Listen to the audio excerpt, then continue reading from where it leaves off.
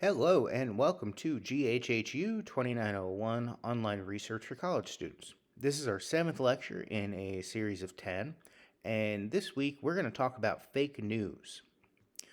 Before we get too far, let's think about what we talked about last week. We talked about scholarly sources versus popular sources. So, popular sources are those kinds of things that you would find in a magazine, be it Time or Newsweek or something like that. They're written for the general public. They're not really the kind of thing you should use in a scholarly paper. Uh, then we talked about scholarly sources, and then the scholarly sources are the kinds of sources that you do use in a scholarly paper. They're going to go through a peer review process. They're going to be written by editors and people who hold advanced degrees in the field, and it's generally just a better source. That peer review process is something that is pretty unique to scholarly sources, and it basically ensures a level of credibility, a level of fact checking, a level of does this make sense? That other experts in the field have gone and read these articles. They're impartial, they don't know who wrote it, the author doesn't know who the peer reviewers are, and they basically read it just to make sure that it makes sense and that it's good work. We also talked about the CRAP test, which is something we use a lot at GHC. This is a way to help determine if something is credible or not. We're looking at like currency, relevance, authority, accuracy, those kinds of things.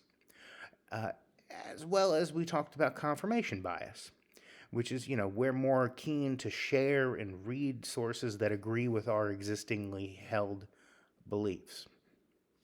Now, confirmation bias is one of those things that I think simply being aware of it helps you to understand what you're doing and helps you to change some of the behaviors that feed into it.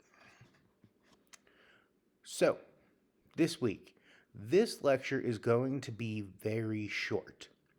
I have a quiz for you to do, I have a discussion board posting for you to do, and I have 4 other videos in D2L for you to watch. The other videos combined with this should be less than 1 hour total of you consuming content. My hope is that it's not too much, but I feel like the videos that I selected are really good and go into a pretty decent amount of depth about fake news. Uh, but I want to set the stage for you before setting you loose on these videos. So here's a definition of fake news that I quite like and I feel does a good job of describing the topic. Fake news is news stories that are false. The story's fabricated, the facts are non verifiable, the sources in the quotes are also not verifiable. Basically, someone made something up.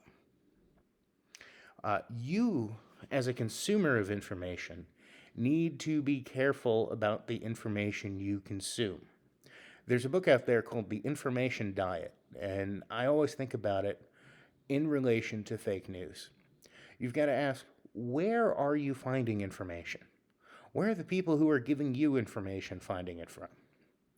You need to be aware of your own confirmation bias and know that people will try to trick you. They will use your human emotions, the fear, anger, rage, love. They use these things to take advantage of you, to have you engage with content so then they make money. That's their big incentive, right? Because they want to put these stories out there, have people be outraged, and make money from the clicks and the advertisers. Remember, the internet does not have standards for what can be published. The bar is incredibly low to have something taken off of the internet. So, how can we protect against fake news? Well, you're going to want to check the publisher. Who actually put this out? Facebook does show you the URLs, and you're going to want to look and see if it's like New York Times, ABC, Fox News. You want to see what the URL is. Even if you find a good URL and you read something on the New York Times or another trusted news source, always try and look at least one level deeper. If they're talking about a president's speech, go and listen to the speech. If they're talking about a company that's releasing a new product, you can bet there's going to be a press release that you could look up. If they're talking about a government report that just came out, look at the government report. There's also verified social media accounts, those little blue check boxes. You can hear whatever is being said directly from the person who said it. I think that's one of the biggest strengths of the internet and this information age, but it often gets overlooked because the headline is sensational. You're going to want to look for information from more than just one source. This is called triangulation, right? You want to look at things from more than just that New York Times source. Was that picked up by ABC and NBC and Fox? You also want to look and see if the source is using direct quotes or specific phrases. I say direct quotes because we talked about this way early on in, I think, week 2 or 3. You can use quotes, put them in quotation marks, put it into Google, and you'll probably get the source that it came from. You don't want to just rely on social media for all your news. That's a bad thing. Like the information diet, you're constantly going to McDonald's every single day if you just rely on social media for your news. I really do recommend finding a good news podcast or a good news show. If it's a morning show or an evening show, find some source that you trust and follow it. When I was in college, I used to get a daily video podcast of the news. I mean, I think it was something like ABC or CBS, where they took their nightly broadcast and just, sent it through a podcast. And every day when I was in college during lunch, I would listen to the news. Then again, I didn't have that many friends, and that was a whole thing. But I would sit there with my little video iPod and watch the news. It's worth it. You can find sources that will keep you up to date in 5 minutes or less. Another way you can protect against fake news is by finding a good fact checker. Factcheck.org is one that I like to use, but there's others out there. I would suggest you find one that you like and stick with it. So, like I said, this week we have a lot to do. There's the 4 videos in D2L. In total, that should take you less than an hour. There's the bad news game, which is actually kind of fun. It helps take you through what goes through the mind of someone who puts fake news out there.